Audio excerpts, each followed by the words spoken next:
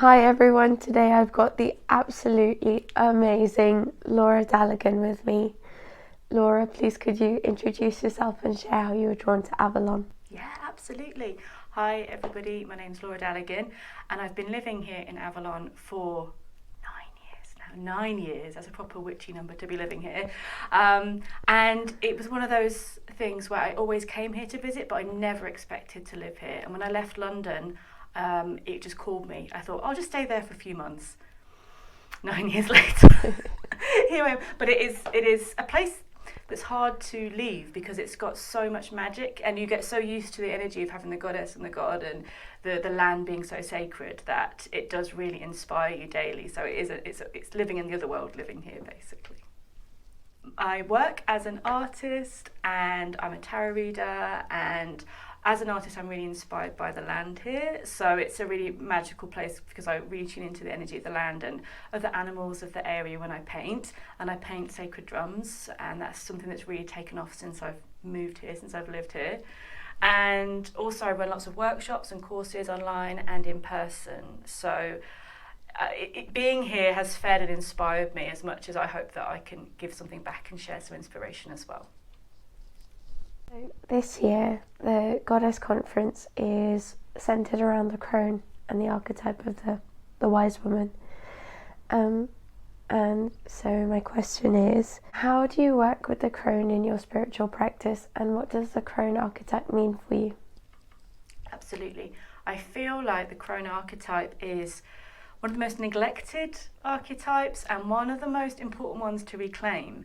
My big issue around people's feelings about the Crone is it really relates back to the Middle Ages, that they're scared of the woman in the woods, they're scared of she is up to no good, she's stealing children. You know, that kind of vibe is what was really put out in the Middle Ages because it was meant to bring fear into those wise women, and they were persecuted. And when you see those modern depictions, well, not modern anymore, but the last few hundred years depictions of witches, they're always old ladies with hook nose, they're always the loner in the woods, they're always the ones not to be trusted.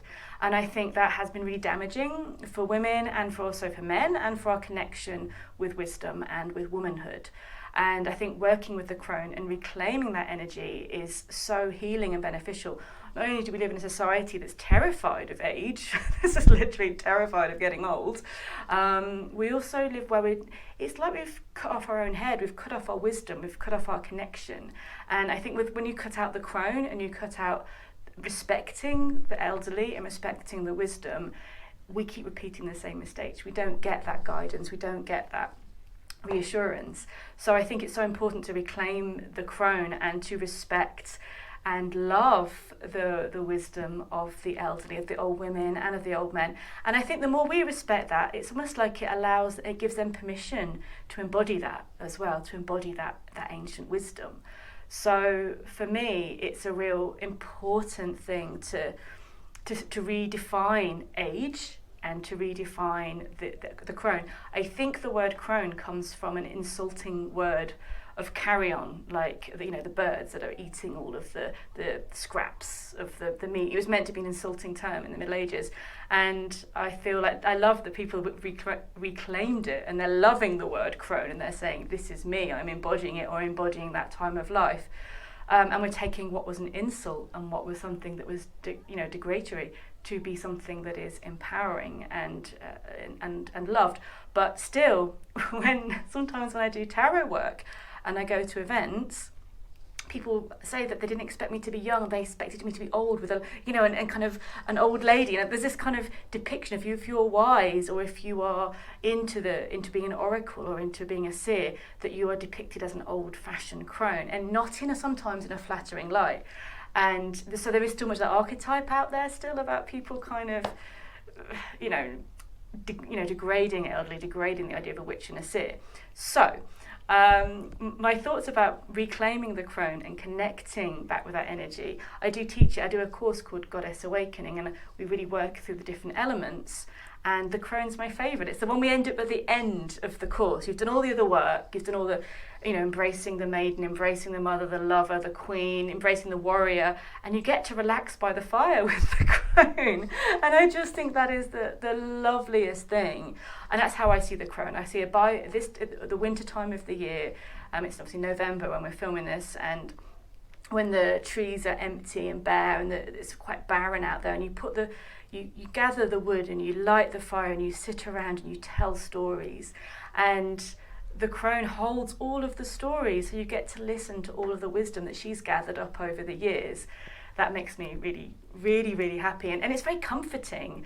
It's nice to be able to take off your busy head and just relax and listen to those stories and be looked after by the wisdom of the crone.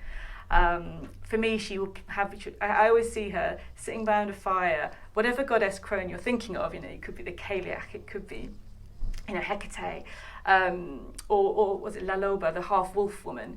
You just I see her by a fire, warming her drum with her, with this beautiful shawl on, just telling tales, and it's something that we could all do with, I think, that experience of listening to ancestors, sitting by the fire, hearing the old stories and reconnecting. I also connect the crone to weaving, and the weaving of stories and the old skills that we've forgotten, and with the fates and with the Norns, the ones that just know. And I think that's possibly why they were so feared, because they knew things. The crone knew things. She had that wisdom. She, maybe with one foot in the other world a little bit more, she just has that wisdom of just knowing things that was maybe scared other people. So I feel like with connecting with the archetype, with the goddess of the crone, you have sometimes that really joyful energy, because I feel like when you've got to that crone age, you don't care anymore. You don't have to try and impress anybody. You don't have to be sexy or intelligent. You can be whoever you want, because you've done it all, and you can almost release it and let it all go and return to some kind of playfulness and joy. So you can have that real cheeky, funny, great laughter that really just shakes the table. Or you can have the crone that is fierce, because she doesn't care anymore about anyone else's rubbish, and she's ready to kind of, she's on one foot in the other world already, so let's kind of really embody that fierceness. Or she'll be the one that will be wise and tell you the stories and heal your heartbreak and heal your grief. So I think she's an amazing goddess and archetype to connect with, especially when you're in loss and in grief. Because you don't want to hear the clattering of the maiden when you're grieving. You don't want to hear about how everyone's in love. You want to be in that quiet and that stripped back bone time of really honouring that loss that you feel in your life. And she is there to support you through that. So for me, the crone is so important in so many ways. I think in a personal way, to enjoy that fire time, enjoy the ancestral time, that connection, the stories, to sit with her through healing, through grief, through release, but also to work with on a magical level, because the power you can gain from when you strip back to the whiteness of that bone, when you are in those liminal times of the year when it's dark and life seems to be gone from the world, there's so much wisdom to be gained, and there's so much power from going within, and the crone helps you go within and really know yourself. So for me, she's very important for those things. And I think for society, she's very important for this kind of getting over this amnesia that we seem to have about how to connect to the land and how to connect to the ancestors and the stories.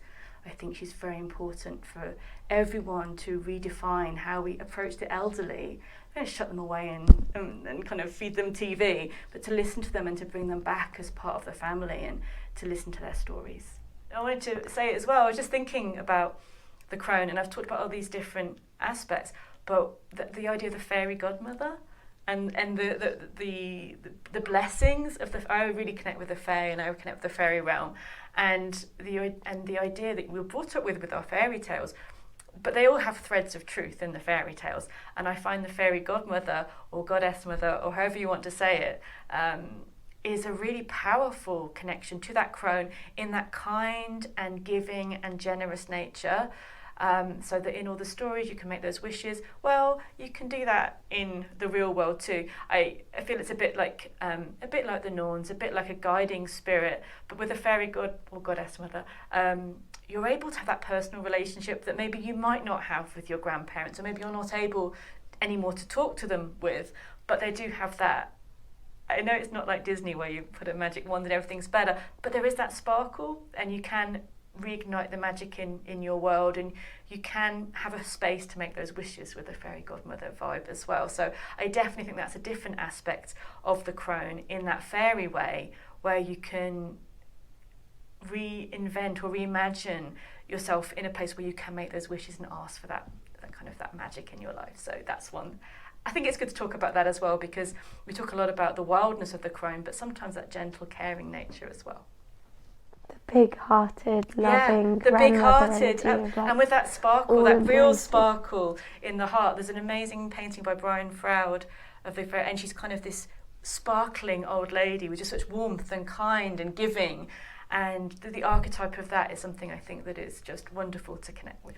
Working with the crone archetype, have you got any specific instances where in all of your years of art and painting and writing that you felt especially empowered and inspired by the crone? And I know it's a personal question, but would you feel like you could share those stories with us? Absolutely. I think through working through my art and connecting with painting the crone, I really, when I do paint anything, I generally go into a journey with them, whether it be an owl or a goddess. And painting, I've painted the Morrigan in her crone form, and I've painted other goddesses in that more, crone energy, and just the liminal energy of connecting with that, and she's sometimes there, she's sometimes not. She's giving you this fierceness with the winter and the dark, and she's also, when you finish the painting, she's laughing at you. It almost throws you. I think she's kind of trying to throw you out of your view of yourself, your seriousness within yourself, and she's come through, and it's been very, very powerful, because she is a real channel to journeying between the worlds, to journeying beyond. She can shapeshift, she can change. She has that lightness and that luminosity even, that isn't fixed here. So I think working with the crone really helps to loosen up our own threads about how we see in our lives. And I've approached the crone I don't see the Norns, particularly the Norse fate, as crones, but because they are so old and ancient and weaving fate, I do see them as embodying that energy and going towards them, to approach them, to not to ask for anything, but to kind of get guidance on how to shift through your life, how to work through your life. I think that's been, and also, when you journey to some goddesses, they give you these lovely messages. Often when you journey to a crone, they'll just smack you with something. They'll just either knock you over or cover you in paint and go, there you go, off you go, or put you around the fire. They've got that proper, powerful, come here, your grandma's telling you off, she's pulling you by your ear, she's sorting you out, kind of no-nonsense way of healing. So I've found her very liminal and powerful, especially with the idea of weaving your own fate and weaving your own destiny. But also, very much so with, as mentioned, about dealing with grief and helping understanding that process as well. I found working with the crone so helpful. And again, that's not something that is maybe spoken about so much, that you can connect with the energy of the crone, because grief is not spoken about enough, to deal with loss and to not just put a plaster on it and get on, but really go to the bone and heal and release and allow yourself to feel all the things you feel when you're going through those processes. Do you find that there's specific places and spaces where you can connect most especially with the crone on the land? Yeah. I was just thinking of the land, and it's definitely time of years as well. I think you can, again, the autumn, the winter is an easier time, but I think it's in those liminal places around the hawthorn trees that you see around here, and the stark trees that stick out, in the field. I also feel with some of the springs as well. So the White Spring, I think, is also a really powerful place. I do find it a very masculine place in a good way. I definitely see it as a portal to the lower world, under the Tor, but in that way that portal to the lower world, I find it a really powerful place, because you go into that darkness and you connect with the crone, and actually getting into the deep pool in the White Spring, in that absolute blackness, when you're absolutely freezing and you take your clothes off and you're just in that kind of dark womb of the dark goddess. That's a really powerful and chilly way of connecting with the crone. Trying to think of any specific places. I actually feel like walking along the levels as well, because when you walk along the Somerset levels, you become really, and just that's not far from Glastonbury, and it's also where the ancestors lived, which I really love, that you've got the lake villages that were out there. So you have a connection to those wise ones that lived here before. So that's a really nice place to go to connect to the land and to the spirits and to those who have been here and the homes that were here before we came. And also, you're really dealing with nature. I think when you're dealing with finding skulls, or finding, not human skulls, animal skulls usually, but when you're dealing with those kind of really real aspects of nature, sometimes not the pretty aspects of nature, I think when you're in that space, that's a really powerful way of connecting with the crone. So going out for those walks in the wild places, and maybe going off the track, if it's safe for you to do so, obviously, but going off the track and opening yourself up to the wild and to the less pretty, less pristine places, I think that's always a wonderful place to go and connect with the crone. Laura, on behalf of everyone that listens and watches, thank you so much for your time. Pleasure. Thank you for sharing your wisdom and your words with us. Thank you. And we look forward to seeing you at the conference this year. Thank you. Bye.